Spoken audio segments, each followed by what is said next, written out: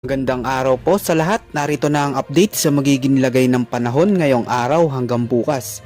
Ngayong araw ay posible pa ring maranasan ang malinsangan at mainit na panahon dulot pa rin ng epekto ng easterlies. Pero wag po kayong mag-alala dahil muling magbabalik na po ang southwest monsoon o tinatawag nating habagat sa malaking bahagi ng Luzon at Visayas simula sa Biyernes hanggang sa mga susunod na linggo. Kaya mataas na ang posibilidad na makaranas tayo ng mga pag-ulan at inaasahan din posibleng magdulot ito ng mga malalakas na pag-ulan. Sa kasalukuyan ay may namataan na kumpol na makakapal na kaulapan o cloud cluster sa hilagang bahagi ng bansa.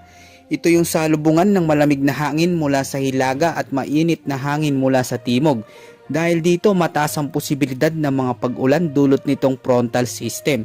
Ngayong hapon at gabi hanggang sa mga susunod na araw ay mas lalong mararamdaman pa ang epekto nitong frontal system na siyang magdadala ng mga pag-ulan at pagkidlat sa lugar ng Cagayan, Batanes, Apayao at sa Ilocos Norte.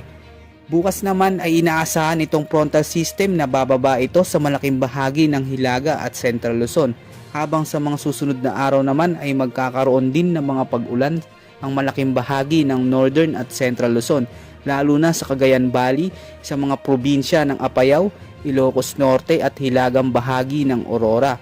Kaya pinag-iingat po natin ang lahat sa posibleng banta ng baha at pagguho ng lupa dulot ng mga pag-ulan na sinasamahan ng mga pagkulog at pagkidlat. Para naman sa magiging lagay ng panahon ngayong araw ay makakaranas din ng mga pag-ulan ngayong hapon at gabi sa natitirang bahagi ng Northern Luzon, particular sa Ilocos Region, Metro Manila at sa malaking bahagi ng Southern Luzon. Posible rin ang mga pag-ulan sa Lawag City, Baguio City, Legazpi, Tuguegarao at Tagaytay.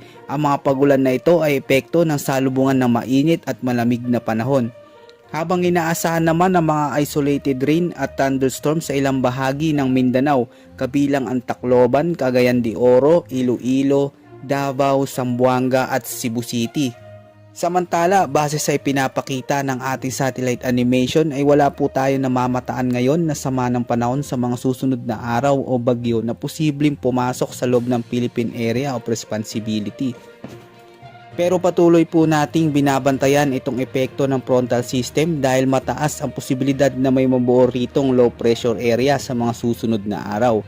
Yan ang weather update panahon sa araw na ito at upang maging alerto at handa sa anumang panahon lalo na sa mga papasok na bagyo ay manatiling nakatutok sa lahat ng update na ating i-upload.